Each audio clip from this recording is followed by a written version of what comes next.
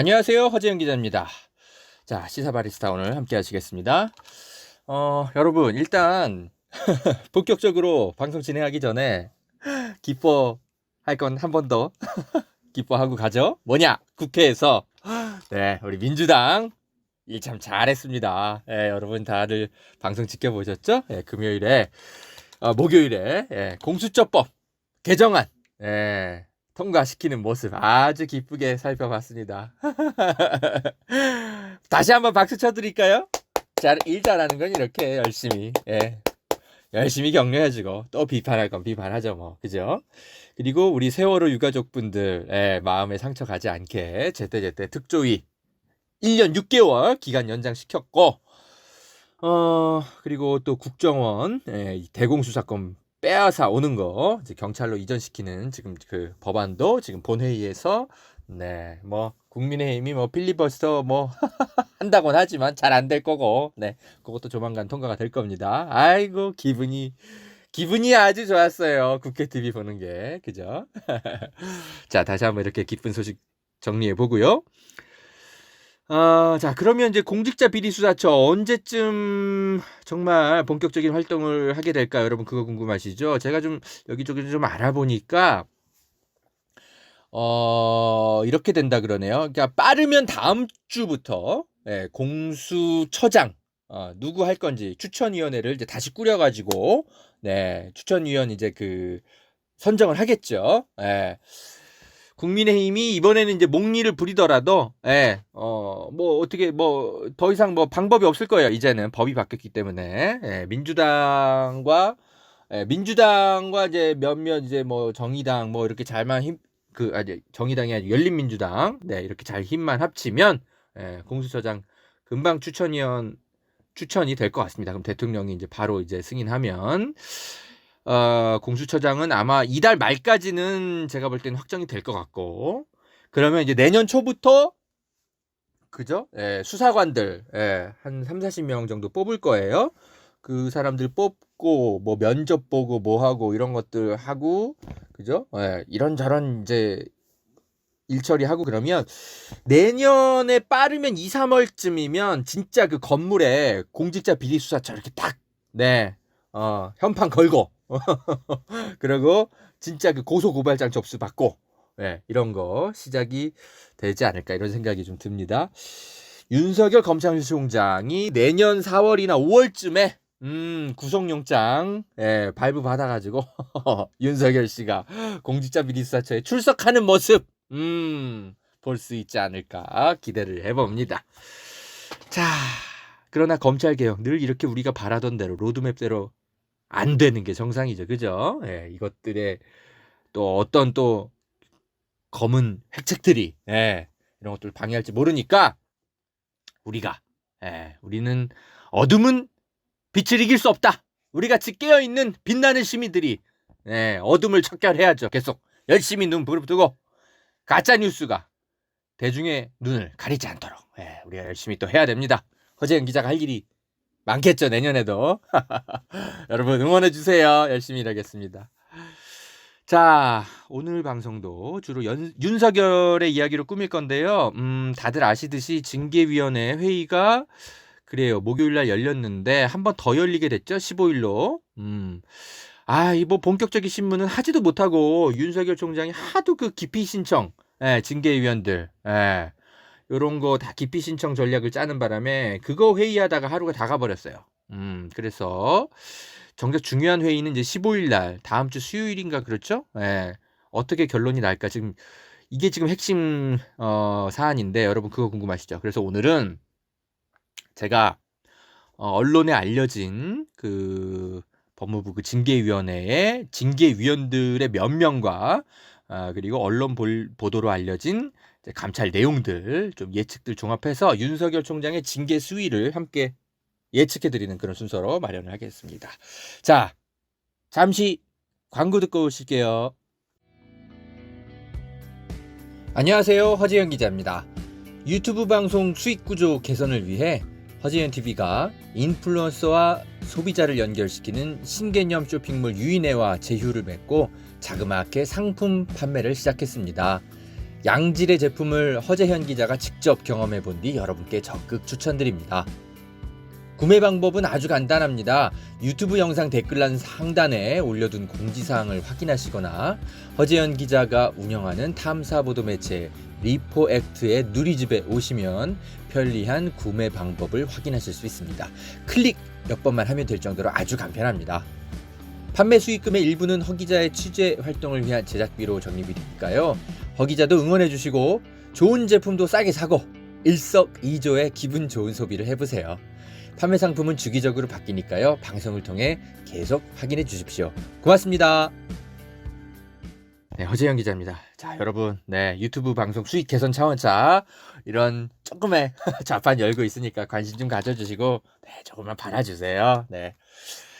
자, 채택된 증인들이 좀 있어요. 이 징계위원들도 중요하고, 그리고 이제 15일 날 어떤 증인들이 출석해서 어떤 발언들을 할 건지 이런 것들을 좀 가만히 좀 살펴보면 대충 윤석열 총장한테 징계가 어느 정도 수위로 나올지 약간은 예측이 됩니다. 예, 제가 이제 법조 기자의 감각으로 함께 좀 예측해 드릴게요. 일단 먼저 말씀드리고 싶은 건 여러분, 이거는요 재판이 아닙니다. 예, 징계위원회예요. 아시겠죠? 근데 지금 언론들이 이게 지금 다 뭐 징계위원, 법무부가 위촉한 징계위원들이 다 뭐 중립성이 어쩌고 저쩌고 지금 다 막 그런 막 트집 잡는 그런 기사들 막 쏟아내고 있어요. 이게 지금 뭐 문제가 있습니다, 이 언론들이. 그래서 지금 여러분들 판단을 막 방해하고 그러는데, 아니 지금 징계위원회에 추미애랑 윤석열이 동시에 지금 회부됐습니까? 아니 왜 중립을 찾는데 언론이 지금 윤석열한테 징계를 해야 되는지 아니면 하면 얼마나 해야 되는지 이런 거 판단하는 건데, 에? 그런 회의인데 이 자체가 지금 주관적인 지금 회의 소집인데 무슨 중립을 찾고 그래. 다만 그 절차적인 그 징계 절차의 공정성을 담보해서, 그죠? 문 대통령의 주문대로 이렇게 지금 진행되는 것만 잘 감시하면 되는 거지 무슨 중립을 찾고 그래요. 징계위원회에 추미애랑 윤석열이 동시에 회부됐다면 중립을 찾아야 되지만 그런 것도 아니고 징계 당사자가 윤석열인데 무슨, 조선일보가 무슨 이상한 기사들 막 계속 쏟아내고 있어요. 징계위원 뭐 5명 중에 4명이 호남 출신이라는 등 뭐 말도 안 되는. 이거 진짜. 그 징계위원들 여러분 아실 분들 많겠지만 한 번 더 정리해 드릴게요. 이번에 법무부 징계위원들이 누구냐? 안진 전남대 법학전문대학원 교수입니다. 이분이 위원장을 맡았어요. 외부위원으로서 이제 위촉돼 갖고. 그리고 정한중 한국외대 법학전문대학원 교수, 이분이 이제 일종의 좀 부위원장 역할을 맡으신 것 같아요. 그리고 이용구 법무부 차관이 들어갔고, 그리고 심재철 법무부 검찰국장이 징계위원이고, 그리고 대검 반부패 강력부장, 요런 사람이 지금 들어갔죠. 징계위원회. 지금 그리고 근데 그 외에도 이제 최태영 변호사랑 뭐 고려대 출신 무슨 교수 뭐 이런 사람들이 이제 징계위원으로 이제 그 위촉이 됐는데 이분들은 거부했다 그러네. 사의를 표명해서 아까 말씀드린 그 5명만 갖고 이제 징계위원회가 열립니다. 열리는데 신성식 대검 반부패 강력부장이네요. 안진 교수를 지금 조선일보가 막 헐뜯던데, 이분이 2010년에 민주당에서 그 광주 지역에 그 공천심사위원으로 이분이 참여하신 적이 있어요. 아니 근데 이 안진 교수가 무슨 민주당으로 뭐 후보 출마했던 게 아니라요. 그러니까 공천심사위원이었던 거예요. 그러니까 공직자가 결격 사유가 어떤 것들이 있는지 이런 거 판단하는 분인 거예요. 이러면은 그죠? 정말 적격인 거죠. 이 징계위원회에 참여하시는 분으로서 공직자가 어떤 소양을 가져야 되는지 누구보다 잘 판단하는 분인데, 근데 무슨 조선일보는 이분이 무슨 정치권 무슨 후보 출마한 사람처럼 뭐 그런 식으로 왜곡 보도하고 있어. 그리고 정한중 교수님은 한국외대 법학전문대학원, 이분 이분은 검찰 그 문재인 정부에서 그 검찰 과거사위원회 꾸렸거든요. 거기 위원장 하셨던 분이에요. 예. 검찰의 나쁜 짓 뭔지 제일 잘 아는 분입니다. 그래서 그 여러분 검찰 과거사위원회의 가장 큰 성과가 뭐였어요? 예? 김학의 법무차관 그거 봐줬던 거 다시 수사하라고 권고해가지고 그래서 김학의 결국 그죠? 재판에 회부됐던 거 아니에요. 이 정한준 교수가 그런 거 하신 분입니다. 예. 이렇게 훌륭하신 분들을 막 헐뜯고 있어. 그리고 이용구 법무부 차관 또 이분도 훌륭한 판사님이라는 거 판사 출신이라는 거 제가 저번에 다 설명드렸죠.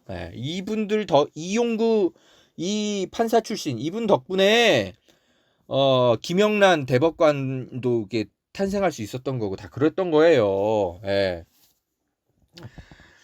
자 이렇게 훌륭한 분들이 일단 그 법무부 징계위원들로 들어가 있기 때문에 큰 걱정은 안 합니다. 심재철 법무부 검찰국장도 평이 좋고 한 명 이제 딱 걸리는데 이제 신성식 대검 반부패 강력부장 이분은 뭐 그냥 약간 제가 좀 쏘쏘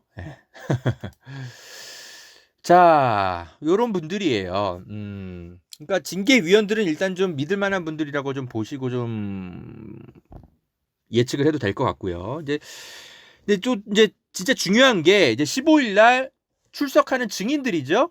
이분들이 총 8명인데 이분들이 어떤 분인지를 좀 분석해 보면 윤석열 총장이 미래가 좀 대충 예측이 됩니다. 제가 좀 설명드릴게요. 증인이 총 8명인데 먼저 일단 5명부터 소개시켜 드릴게요. 윤석열 쪽 증인으로 지금 류혁 법무부 감찰관 그리고 윤석열 쪽 이제 추천으로 현 이정화 대전지검 검사. 그러니까 과거에 지금 법무부 감찰 담당관실에 이제 검사로 있었어요. 이분이 이제 윤석열 쪽 증인으로 채택이 됐고, 그리고 또 있구나. 손준성 대검 수사정보 담당관. 역시 윤석열 쪽이 증인으로 불러달라고 해서 채택이 됐어요. 그리고 심재철 법무부 검찰국장과 한동수 대검 감찰부장이 이제 법무부 쪽, 이제 추미애 장관 쪽이 좀 원하는 쪽으로 이렇게 이제 증인이 출석을 할 예정입니다. 이분들 5명은 이제 뭐와 관련해서 주로 그 15일 날 신문이 이루어질 거냐면 이분들은 이거예요. 그 윤석열이 대면 조사 안 받아버렸잖아요. 그런 거 이제 문제 제일 잘 아시는 분들. 분들이고 그리고 판사 사찰 문건 작성 그 문제 관련해서 주로 이제 어떤 이제 증인 이제 이야기를 할 건데 그리고 그 다음에 이제 또 나머지 3명 또 봅시다. 박영진 울산지검 부장검사. 그러니까 과거에 대검 형사 1과장이었어요. 그러니까 채널A 사건 그 수사할 때 윤석열 쪽 증인이고. 그 다음에 이성윤 서울중앙지검장이랑 정진웅 광주지검 차장검사가 이제 법무부 쪽 증인으로 이제 출석을 할 예정인데 정진웅 씨는 다들 기억나시죠? 그 한동훈 검사 수사할 때 얘가 휴대폰 안 내놓으려 그래갖고 6탄전을 벌여가지고 수사를 마무리시켰던 아주 훌륭한 검사. 근데 지금 이제 뭐 독직 폭행 혐의로 지금 뭐 재판을 받고 계시지만 아무튼 지금 광주지검 차장검사로 있습니다. 한동훈 수사할 때 중앙지검 수사팀장이었어요. 정진웅 씨가. 그래서 이분이 이제 출석을 할 건데 이 증인 신문이요.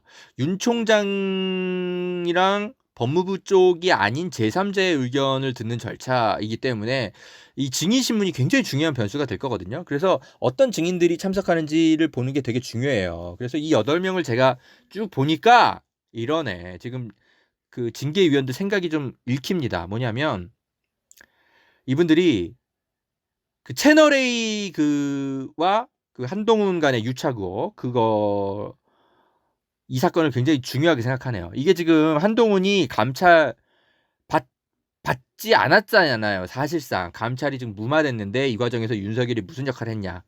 이게 지금 의심스럽잖아요. 요거를 좀 징계위원들이 굉장히 강하게 보고 있는 거네요. 보니까.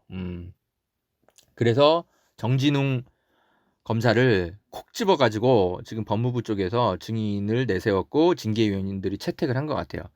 이게 증인 요청한다고 이게 다 채택되는 게 아니거든요. 그러니까 징계위원들이 이런 건 꼭 살펴봐야 되겠어 라고 판단하는 사람들만 징계위원들이 이제 증인 받아준 거거든요.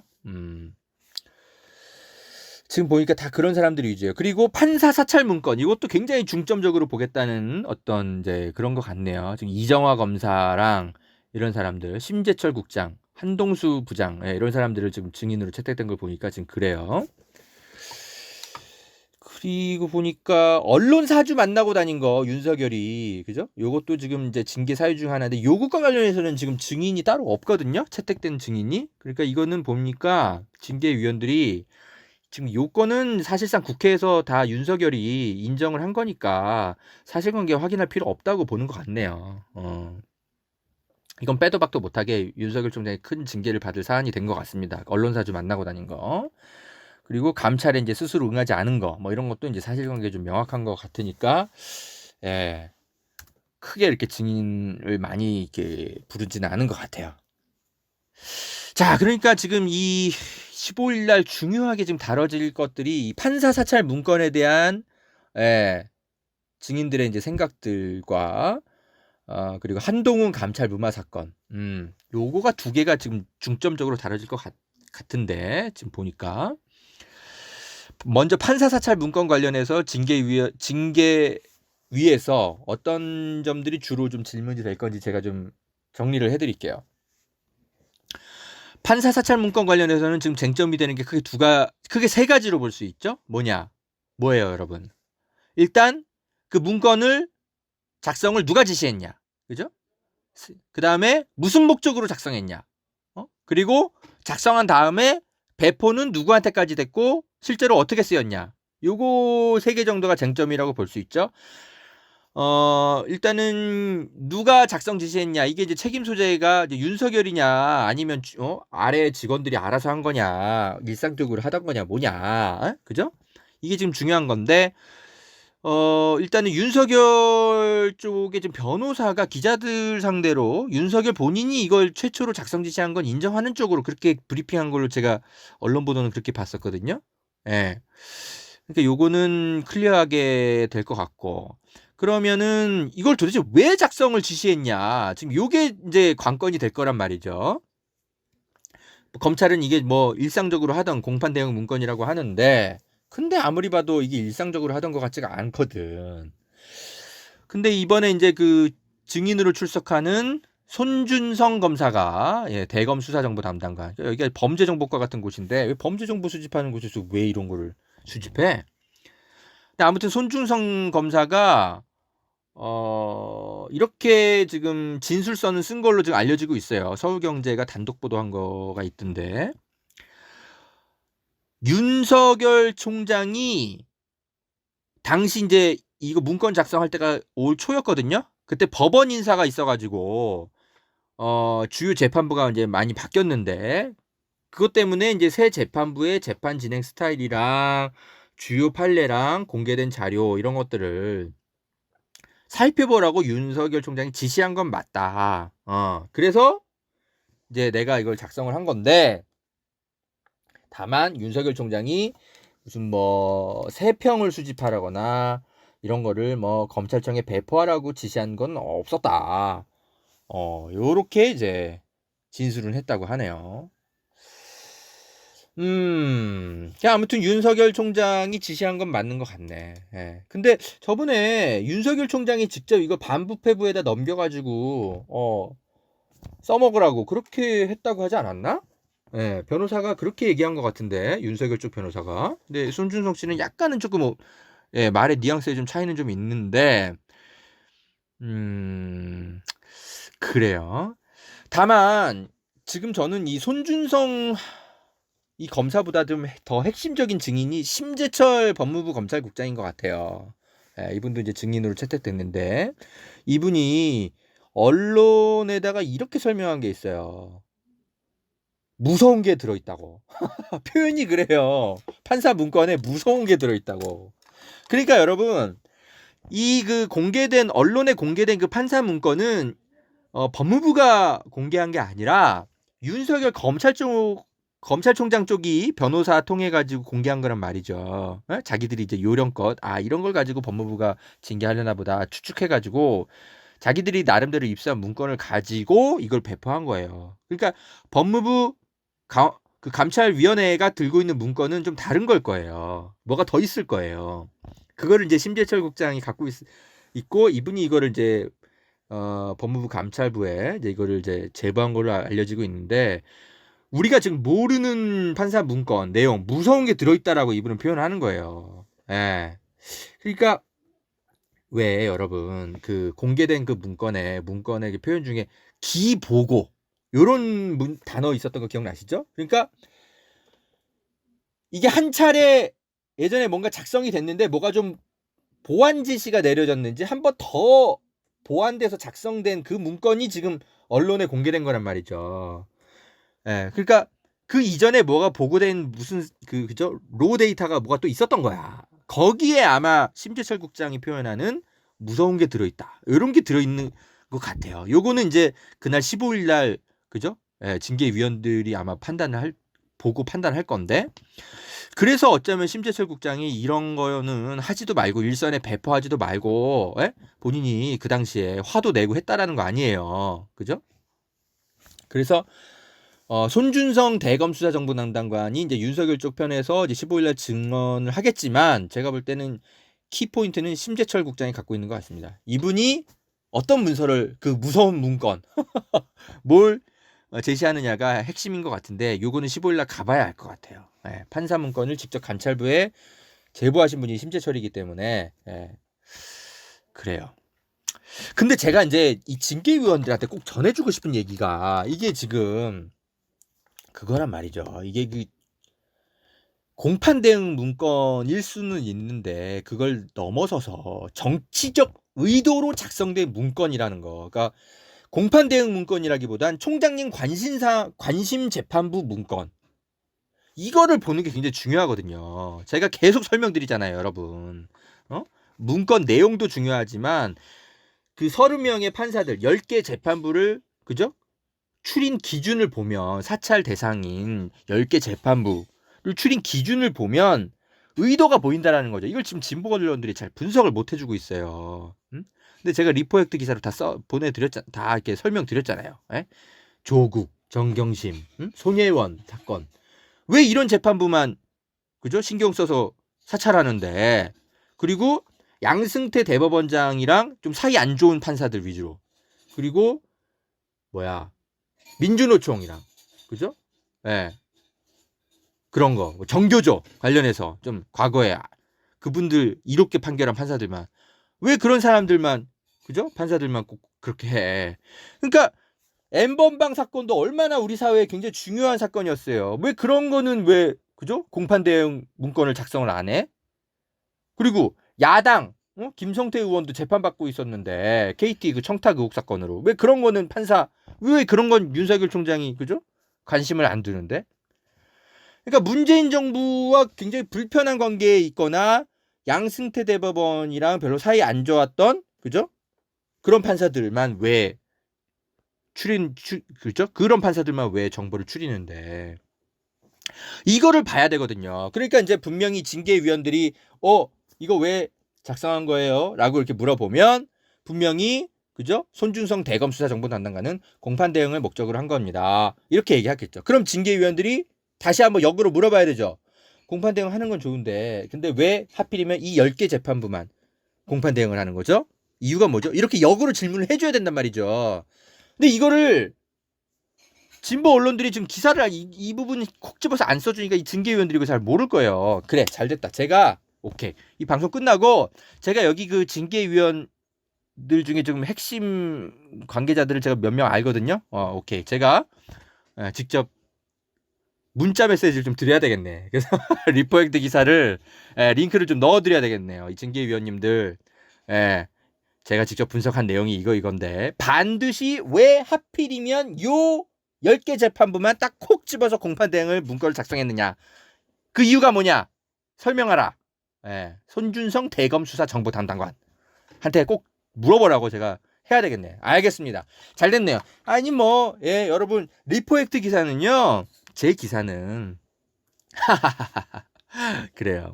대중적으로 많이 보면 물론 좋지만 꼭 그럴 필요가 있습니까? 제가 그런 대중 언론사도 아니고 이렇게 다이렉트로 국회의원이나 검찰, 법원의 이제 중요 관계자들한테만 이렇게 넣어주면서 이 기사가 영향력이 이제 그죠? 예. 영향력이 생기도록 이런 이제 그런 사람들한테 이게 제대로 전달되면 되는 겁니다. 오케이. 제가 저번에 그 법관 대표회의 앞두고 이 법원 내부 게시판에 이 리포액트 기사에 제가 아까 말씀드린 그 판사 사찰 문건 제가 직접 분석한 거 요거 올려놨거든요. 어떤 분한테 부탁해가지고 조회수가 2,000회 넘게 나왔다 그러더라고요. 그러니까 판사들이 엄청 본 거야 그날. 그래서 법관 대표회의에서 이게 공식 안건으로 채택됐던 모양인 것 같아요. 그러니까 이 다음 주 윤석열 징계위에도 제가 좀 영향력을 좀 행사해야 되겠네. 자, 여러분이 이렇게 열심히 도와주신 덕에 제가 열심히 일합니다. 자, 좀 얘기가 샜는데 계속 가보죠. 그 다음에 이제 류혁 법무부 감찰관도 출석을 하는데 이 사람은 이제 윤석열 총장이 이제 직무 정지 되는 과정에서 이제 법무부 내부 상황을 이제 증언해줄 그런 용도로 부른 것 같고 이정화 검사, 이정화 씨가 이제 원래 이제 법무부 감찰부서에 있었는데 그죠? 근데 최근에 이 사람이 게시판에 이제 글을 올려가지고 자기가 이제 재판부 성향 분석 문건을 조사했는데 직권남용 혐의 적용이 어렵다 이렇게 의사표현을 했는데 의견이 묵살됐다 이렇게 주장했었죠. 근데 중요한 건 이거는 범죄 성립 여부가 이번 그 징계위의 핵심은 아니에요. 왜냐하면 여러분 범죄인지 여부는 이거는 기소를 할 거냐 말 거냐 이거 판단하는 거고요. 지금 이거는 뭐예요? 징계위원회잖아요. 그러니까 범죄를 저질렀냐 이걸 판단하는 회의가 아니라 윤석열 총장이 부적절한 업무 지시를 했거나 또는 아니면 방관했거나 그죠? 이런 거 살펴보는 위원회인 거거든요. 그러니까 이정화 검사가 이거는 죄가 안 된다. 재판부 사찰 문건. 이거는 이제 참조는 될 수 있겠지만 이 주장은 근데 이게 뭐 징계를 결정하는 데 있어서 뭐 절대적인 증언은 아닐 것 같습니다. 아니 직권남용 범죄가 아니면 어때? 어쨌든 도덕적으로 부적절하게 업무 지시를 했거나 아니면 알고도 방치했으면 징계 받아야죠. 그래서 제가 볼 때 이정화 검사가 그렇게 주장을 해도 크게 뭐 영향을 미치지 못할 것이 아닌가 저는 좀 그렇게 좀 예상이 좀 되네요. 그래요. 그리고 한동수 대검 감찰부장. 이분은 뭐 잘 얘기하시겠죠. 본인 페이스북에다 정말 사리를 느낀다 할 정도로 검찰에 굉장히 이제 맞서서 잘 싸우고 계신데 그래요. 그래서 정말 이 5명의 증인들 보면 류혁, 이정화, 손준성, 심재철, 한동수 이 검사들 쭉 보면 그래요. 판사 사찰 문건이랑 윤석열 총장 그 직무 배제 관련해서 여러 가지로 이제 좀 증인 신문이 이루어질 것 같은데 제가 볼 때는 그렇게 그 윤석열 쪽에 유리한 결론은 안 나올 것 같습니다. 핵심적으로는 아까도 말씀드렸지만 심재철 국장이 과연 말했던 무서운 게 들어있다. 그거 도대체 어떤 무서운 게 들어있었는지 그거가 추가로 증거가 뭐가 제출되는지를 좀 봐야 될 것 같아요. 그걸 좀 기대를 해보고요. 그 다음에 또 나머지 3명의 징계위원들이 있었죠. 박영진 전 대검 형사일과장, 이성윤 서울지검장, 정진웅 전 중앙지검 그죠? 수사팀장 요분들이 징계위원으로 채택됐는데 요거는 무슨 의미를 갖고 있을까요? 자 봅시다. 자 먼저 한동훈 감찰 무마 사건에 대한 증인들인데 이 3명은 이게 지금 여러분 좀 까먹으셨을까봐 제가 좀 정리를 해드리면 이거는 원래 이제 대검 그 감찰본부에서 한동훈 씨를 감찰을 하려고 했잖아요. 그러면은 이게 대검 감찰본부에서 이게 감찰하는 게 왜 중요하냐면 이 대검 감찰본부 설치 및 운영 규정에 따라서 한동훈은 감찰 협조 의무를 지게 되거든요. 그러면 한동훈이 꼬박꼬박 답변도 해야 되고 뭐 물어보면 그리고 출석도 여기다 해야 되고 심지어 휴대전화도 제출해야 돼요. 그거를 만약에 불응하면 그것 자체도 또 다른 감찰 사안이 되거든요. 그런데 이걸 윤석열 총장이 대검 감찰본부 안 돼. 인권부에서 조사하세요. 해가지고 이게 그죠? 인권 아니 무슨 감찰해야 될 사안을 무슨 인권 침해 여부를 조사하는 부서에다 이걸 맡겼어요. 누구의 인권 침해를 살핀다는 거예요, 도대체? 그런 짓을 했단 말이죠, 윤석열 총장이. 그러니까 겉으로는 이 신라젠 사건 관련해서 수사하던 도중에 이철 전 대표한테 인권 침해한 거 없는지, 이런 거 살피겠다는 뭔가 그런 말도 안 되는 핑계를 대면서 감찰 부서가 아니고 인권 부서에다가 이거를 맡겼어요. 감찰을 무력화시킨 거죠. 예?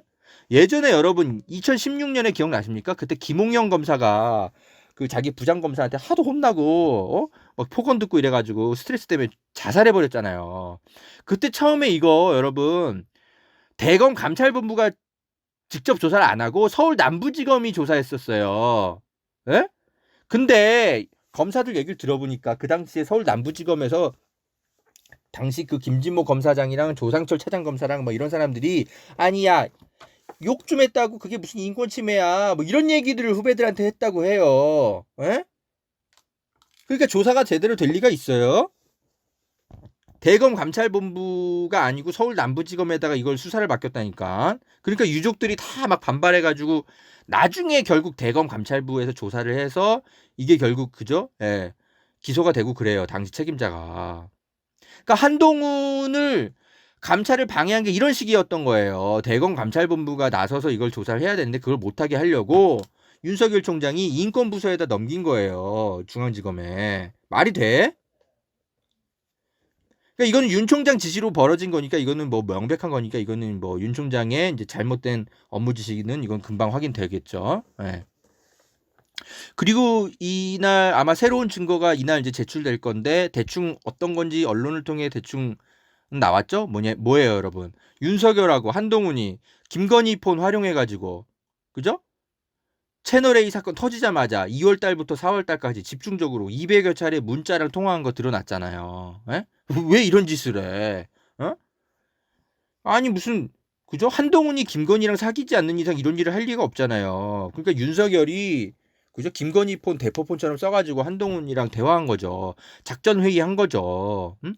이거 왜 이런 짓 했는지 윤석열 쪽이 제대로 성명 못 해내면 감찰위원들은 이 징계위원들은 이거는 윤석열이 영향력을 행사해가지고 한동훈 감찰을 막았다 이렇게 부적절했다라고 판단할 가능성이 매우 큽니다. 예. 그리고 이제 정진웅 검사랑 그죠 이성윤 서울중앙지검장 이분들이 지금 이제 증인으로 출석을 이제 할 텐데. 이분들은 지금 추미애 쪽에 좀 유리한 어떤 진술들을 많이 하겠죠. 근데 지금 이 채널A랑 이 한동훈 사이 문제들, 이 감찰 무마 사건, 요거는 지금 보니까 윤석열 쪽 증인이 박영진 검사만 증인 신청이 돼 있고, 나머진 다 그저 추미애 쪽, 법무부 쪽 다 증인들이거든요. 2명 다. 그러니까 이거는 무슨 의미를 가질까요? 보니까 이거는 추미애 쪽을 2명 증인 신청을 한 거를 지금 받아들였다는 거는 이거는 아무래도 추미애 장관 쪽의 주장, 법무부 쪽의 신빙성을 좀 더 무게를 두고 들여다보겠다 이런 의지인 것 같습니다. 예. 그리고 한명수 사건 그 감찰 무마 사건도 있었잖아요, 그죠? 요것도 무슨 뭐 그죠? 뭐 이렇게 원래 이제 그 감찰부에서 이거를 감찰을 하려고 했는데 증언 조작 같은 거, 그거를 뭐 이것도 무슨 뭐 인권부서에서 뭐 수사해야 된다는 둥 뭐 윤석열 총장이 그렇게 지시해가지고 감찰부서에 문서를 몰래 복사해가지고 그죠? 수사팀으로 넘겨버리고 이런 짓을 했다라는 거 아니에요 그 당시에. 그래서 지금 한명수 사건이 어떻게 조작됐는지 감찰이 좀 중단돼 버렸어요 그 당시에. 기억나시죠? 요것도 이 과정에서 어떤 일이 있었는지 또 15일 날 그래요 확인이 되겠네요. 자, 요렇게 8명의 증인 15일 날 출석하는 증인 8명이 면면들과 그분들이 했던 발언들, 언론 보도들 쭉 지금 제가 브리핑을 해드렸는데 이것과 더불어서 제가 이제 나름대로 제가 알고 있는 좀 법조계 인사들하고 조금 좀 자문을 좀 듣고 정리를 해보면 요렇게 예측이 됩니다. 윤석열이 중징계는 피하지 못할 거라는 관측이 되게 우세해요. 예. 예, 일단 아까도 처음에 설명드렸듯이 징계위원들 면면 자체가 굉장히 대쪽 같은 분들이고 법무부 쪽에 상당히 이제 유리한 그런 분들이 이제 좀 위원들이기 때문에 그리고 검찰 개혁에 대해서 매서운 칼날 갈았던 분들 이런 분들이 이제 외부 위원으로 2명이나 들어갔기 때문에 예. 징계위원들이 절대 이거를 이제 나이브하게 판단하지 않을 겁니다. 그리고 아까도 말씀드렸듯이 이건 재판이 아니거든요. 그래서 약간은 좀 모호하더라도 이게 좀 부적절한 지시였거나 혹은 부적절한 업무를 윤석열 총장이 방관했거나 요렇게만 되어도 징계를 할 수 있는 거거든요. 예. 그리고 그걸 떠나서 지금 윤석열 총장이 검찰총장으로서 검찰 조직을 막 뒤흔들고 완전히 혼란스럽게 하고 무리를 일으킨 게 지금 한두 개가 아니잖아요. 그래서 이런 것도 지금 고려가 다 될 겁니다. 그러니까 종합적으로 봤을 때 이건 제 예측인데 물론 틀릴 수도 있습니다만 최소 정직 3개월은 받을 것 같고요. 윤석열 총장이. 그리고 대체적으로는 다들 한 6개월 정도 정직 받지 않을까 징계 이런 판단들을 좀 대충 다들 하시더라고요. 자 그러면 정직 6개월이면은 이제 윤석열은 그죠? 식물총장이 되는 거죠. 임기가 이제 내년 10월 정도까지일 텐데 그럼 정직 6개월이면 보세요. 그래봤자 한 3, 4개월 그죠? 총장 하다 떠나는 건데 그러면 뭐 이미 식물총장이죠. 그러면 이제 본인이 이제 사표 내고 나가는 쪽으로 아마 그렇게 이제 정리가 되지 않을까 좀 그런 예상이 좀 듭니다. 물론 또 어떻게 또 이렇게 검찰이 또 반격을 할지 또 알 수 없으니까 우린 또 눈 부릅뜨고 감시를 또 해야 되겠지만 말이죠. 자, 여러분 윤석열 총장이 과연 어떤 처분을 받을지 다들 궁금하실 것 같아서 제 나름대로 기자의 감각으로 좀 정리를 해드렸는데 일단 좀 더 지켜봅시다. 자, 여러분 저는 오늘은 여기까지 하고요. 다음에 또 찾아뵙겠습니다. 건강 늘 조심하시고요. 늘 후원해 주시는 분들께 감사의 말씀 드리겠습니다. 고맙습니다. 허재현이었습니다.